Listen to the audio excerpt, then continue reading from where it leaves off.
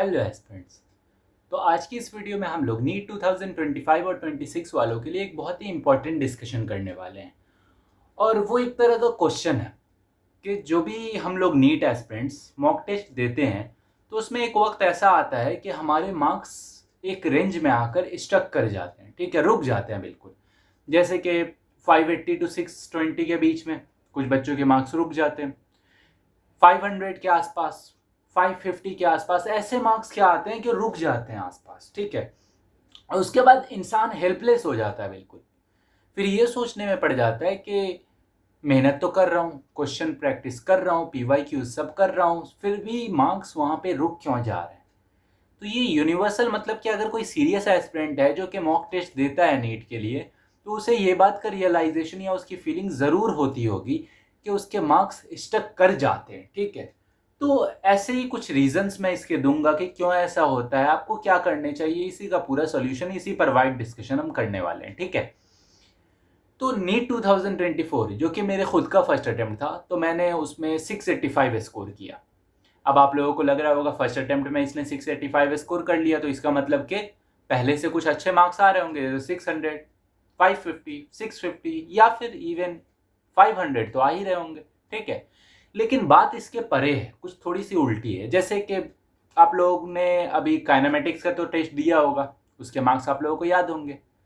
Almost 70% बच्चों के इसमें 600 प्लस स्कोर रहे होंगे काइनेमेटिक्स वाले में। 600 नहीं तो 500, इसमें तो सारी जनता आ जाएगी। तो काइनेमेटिक्स जैसे स्मॉल चैप्टर में, स्मॉल सॉरी ये गलत वर्ड बोल दिया, वो स्मॉल नहीं है, लेकिन थोड़े से इजी, जिसमें लोग जोश में रहते हैं, लोग अच्छा स्कोर कर लेते हैं, बाकी फिजिक्स के मुकाबले काइनेमेटिक्स थोड़ी सी इजी है, ठीक है। तो उसमें अच्छा स्कोर करते हैं, लेकिन वो मेरा पहला टेस्ट था और मैंने उसमें 150 स्कोर किया था, 150 स्कोर किया था, ठीक है। इसी तरह से दूसरे वाले में 200, तीसरे वाले में 250, फिर 250 पे अटक गया, 250 के बाद में। तो अब थोड़ा सा मैं अपनी टॉपिक की तरफ चलता हूँ। देखो, स्टार्टिंग मार्क्स 0, एंड मार्क्स 720, इसी के बीच होता है जो भी होना होता है, ठीक है। तो 0 से लेकर 720 इसके बीच में आप आगे जैसे जैसे बढ़ते जाओगे ना, तो आपकी इतनी सारी गलतियां हैं, तो गलतियां भी कम होती जाएंगी। आखिरी में ऐसा आएगा जब आपकी पूरी गलतियां खत्म हो जाएंगी, तो आप 0 से लेकर 720 तक पहुंच जाओगे, ठीक है। तो वो आपको पूरी गलतियां खत्म करनी होंगी। तो जब आप 0 पे होते हो, मान लो जैसे मैंने पहला टेस्ट दिया, ठीक है, उसमें मेरे आ गए 150। अभी मैं यहां पे पहुंचा, यहां, ठीक है। तो अब भी मेरे पास इतनी सारी गलतियां हैं। अब मैं जोश में आता हूं और ये देखने लगता हूं कि भाई मेरी गलतियां कहाँ रह गई, मैं कहाँ वीक पड़ गया जिसकी वजह से मेरे 150 ही आए। तो अब मैंने इतनी सारी गलतियों के भंडार में जब झांका तो मुझे पता चला कि अरे यार, मैं तो क्वेश्चन लगाना ही नहीं हूँ, मैं तो लेक्चर देखता ही नहीं हूँ, मैं फोकस करता ही नहीं हूँ। तो फिर आपको क्या दिमाग में आया कि चलो नोट्स करते हैं, लेक्चर देखते हैं, क्वेश्चन प्रैक्टिस करते हैं। तो इससे आपका क्या हुआ कि इतनी सारी मिस्टेक में से बहुत सारी मिस्टेक्स आपको दिख गई, बहुत सारे आपने सॉल्व किए, और धीरे धीरे आप आगे बढ़ते बढ़ते 450 या 500 तक आ गए आप। क्योंकि स्टार्टिंग में मार्क्स का जो इंक्रीज होता है ना, वो ऐसे होता है बिल्कुल, लेकिन वही आखिरी में थोड़ा सा एक्सपोनेंशियल वर्जन होता है। थोड़ा सा पहले तो स्पीड में बढ़ेगा, फिर थोड़ा सा धीरे धीरे बढ़ेगा, ठीक है। तो वैसा वाला। तो पहले तो आपका 500 तक आ जाएगा, 450 तक आ जाएगा अगर आप सच में मेहनत करते हो। लेकिन फिर अब देखो, इतनी सारी गलतियां थी ना, उसमें से आपने आधी सॉल्व कर ली, तो आपके 500 आ गए, 450 आ गए। अब आप फिर से गलतियों की तरफ झांकते हो कि आप 500 पे रुक गए, अब थोड़ा देखता हूँ क्या गलतियां हो रही हैं। तो अब आपको पता चलता है कि हाँ यार, थोड़े से टेस्ट मुझे देने चाहिए, अच्छे से टेस्ट एनालिसिस करना चाहिए। फिर उसके बाद मुझे मॉड्यूल प्रैक्टिस करना होगा, मुझे प्रैक्टिस क्वेश्चंस लगाने होंगे। फिर उसके बाद आपको पता चलता है ज़्यादा से ज़्यादा क्वेश्चन प्रैक्टिस करनी होगी, PYQs करने होंगे, नोट्स को बार बार रिवाइज करना होगा। तब जो इतनी सारी गलतियां बची थी उसमें से भी आधा होगा, और फिर उसके बाद जो 500 आपके आ रहे थे वो बढ़कर 550 या फिर 600 हो जाएगा।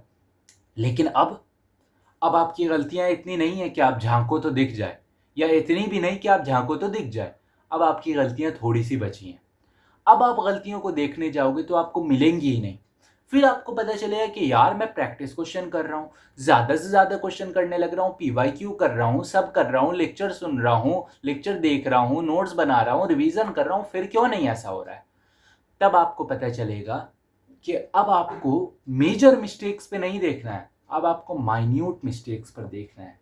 जैसे कि एक हाथी को बड़े बड़े जानवर नहीं हिला पाते, लेकिन एक चींटी आकर ज़रूर मार डालती है, ठीक है।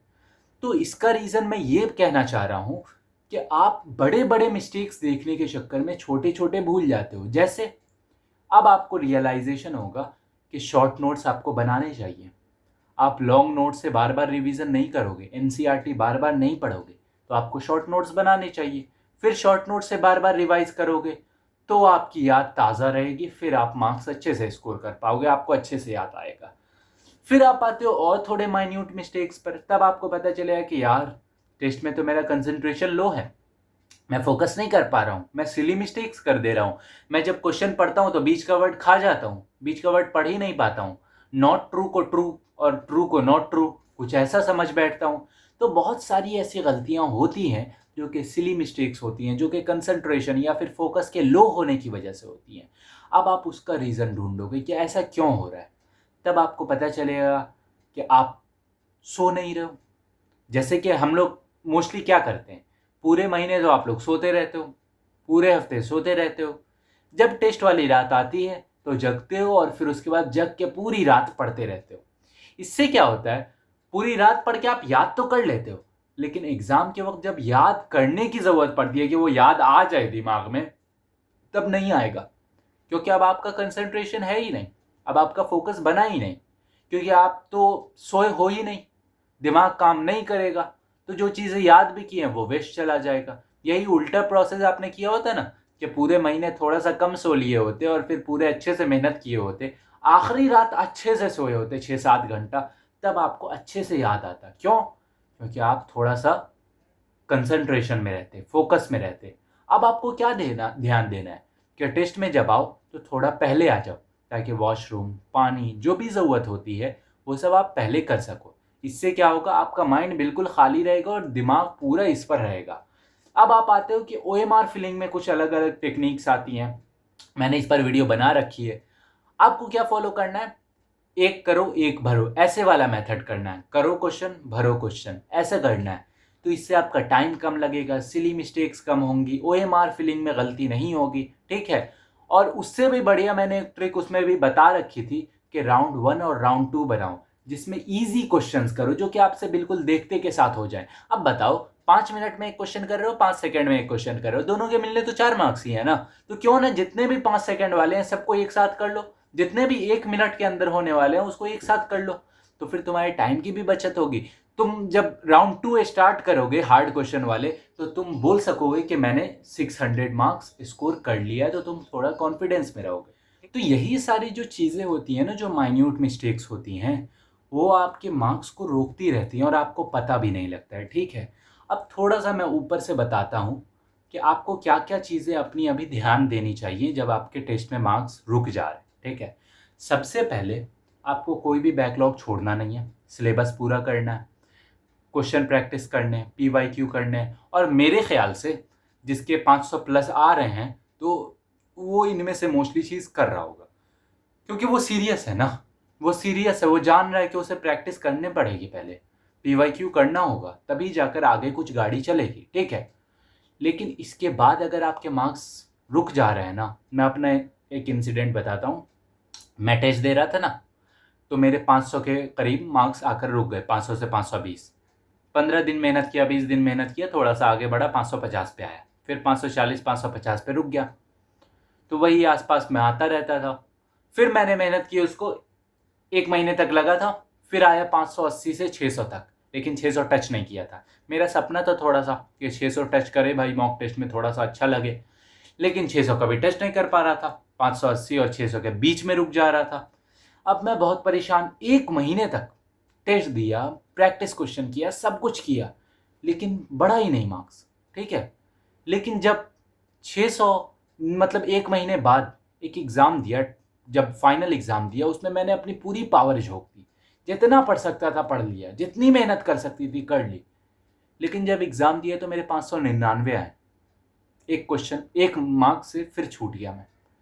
तो मुझे इतना अफ़सोस हुआ कि यार इतनी मेहनत किया, पूरी अपनी पावर झोंक दी, तब भी मेरे 600 नहीं आ पाए।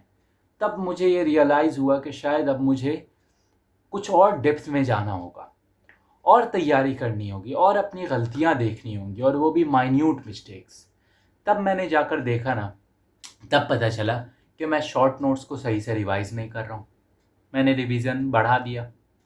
मैंने देखा टेस्ट एनालिसिस मैं सही से नहीं कर रहा हूँ। अब सही से नहीं कर रहा हूँ का क्या मतलब है? टेस्ट एनालिसिस तो आप भी कर रहे हो, मैं भी कर रहा हूँ। लेकिन मेरी गलती ये थी कि मैं टेस्ट एनालिसिस में कम वक्त देता था। मतलब मैं सोचता था आधे 1 घंटे में निपटा दो, टेस्ट एनालिसिस है। लेकिन नहीं, 3 घंटा 4 घंटा इतने देने पड़ेंगे आपको। अगर स्टार्टिंग फेज़ में हो तो आपको इतने वक्त देने पड़ेंगे। बाद में आपके वक्त घटते जाएंगे, 1 घंटा रह जाएगा। लेकिन अभी तो 2 घंटा 3 घंटा दे दो, वो बहुत ज़रूरी है। ठीक है। फिर उसके बाद बात आती है टेस्ट एनालिसिस में आप जो 5 क्वेश्चंस ऑप्शनल होते हैं ना, ऐसे 200 होते हैं, उसमें से 180 करने, 5 सब में ऑप्शनल। अब उस 5 क्वेश्चन को आप लोग क्या करते हो? आप वो करते ही नहीं हो। ना एग्ज़ाम में करते हो, ना एग्ज़ाम बाद करते हो। अब इससे क्या होता है कि आप उस 5 क्वेश्चन को, जिस 5 क्वेश्चन ने आपको एग्ज़ाम में हरा दिया था, और वो एग्ज़ाम में छोड़ने के लिए तो ज़रूर होता है, लेकिन आप उसे छोड़ते नहीं हो, आपसे वो छूट जाते हैं। ठीक है, आप कर ही नहीं पाते हो क्वेश्चन। रियलिटी यही है कि अगर वो 5 क्वेश्चन इधर वाले में आ जाते हैं ना, कंपलसरी वाले में, तो आपके नंबर गए थे। ठीक है, लेकिन वो ऑप्शनल में थे, वो शुक्र की बात है। ठीक है, तो वो क्वेश्चन आप ऑप्शनल में उसका एनालिसिस ज़रूर करो कि वो आपसे क्यों नहीं हुआ, वो आपको क्यों छोड़ने पड़ गए। अगर आप पूरा टॉपिक अच्छे से कर रहे हो, पूरे क्वेश्चन कर रहे हो, पूरे पीवाईक्यू कर रहे हो, फिर आपके वो 5 क्वेश्चन क्यों नहीं बने उस टॉपिक से, तो आपको ये ध्यान देने की ज़रूरत है। ठीक है, तो टेस्ट एनालिसिस अच्छे से करो। जो मैंने तरीका बताया हुआ है टेस्ट एनालिसिस का, उसे फॉलो करो। इसी तरह से अपनी कंसंट्रेशन पावर इंक्रीज़ करो कि पेपर के वक्त इधर उधर दिमाग ना रहे, और फिर सोच रहे हो कि तुम सो भी ना, मतलब आखिरी दिन सो भी ना, फिर उसके बाद कंसंट्रेशन भी तुम्हारा बना रहे, तो ऐसा नहीं होगा। एग्ज़ाम में थोड़ा पहले आने की कोशिश करो ताकि तुम्हारा माइंड खाली रहे।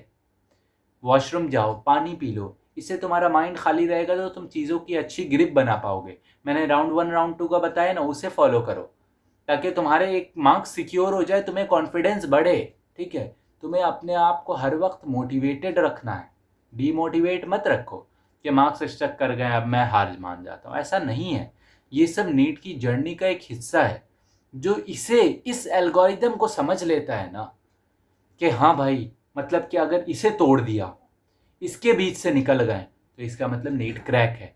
यही चीज़ें समझने के लिए आपको बहुत वक्त लग जाता है, और यही चीज़ जो पहले समझ लेता है, पहले अटेम्प्ट में समझ लेता है, तो वो पहले क्रैक कर लेता है। सिंपल सी बात है। इसलिए आपको हिम्मत नहीं हारनी है। चुपचाप सिंपल सा रूल फॉलो करना है। लेक्चर देखो अच्छे से, नोट्स बनाओ, मॉड्यूल करो, चाहे कोई भी प्रैक्टिस क्वेश्चन करते हो, फिर पीवाईक्यू करो, टेस्ट दो, टेस्ट एनालिसिस करो। सिंपल सी बात है।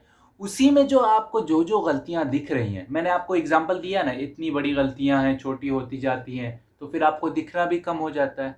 इसलिए आप उस माइन्यूट मिस्टेक्स को देखो कि कहाँ वो माइन्यूट मिस्टेक्स हैं, और जब ये मिस्टेक्स ख़त्म हो जाती है ना, तभी आपके 720 आने लग जाते हैं। ठीक है, तो मैंने, मतलब अगर सिली मिस्टेक की मैं बात करूँ तो पूरे मॉक टेस्ट में मेरे सिली मिस्टेक्स हुए, लेकिन नीट में शायद ही कोई क्वेश्चन मेरा सिली मिस्टेक की वजह से गलत हुआ। या तो वो मेरा कॉन्सेप्ट रॉन्ग था, या बॉटनी मुझे हार्ड लगती है तो उसके कुछ क्वेश्चंस मुझसे गलत चले गए, इस वजह से वो कम हो गया।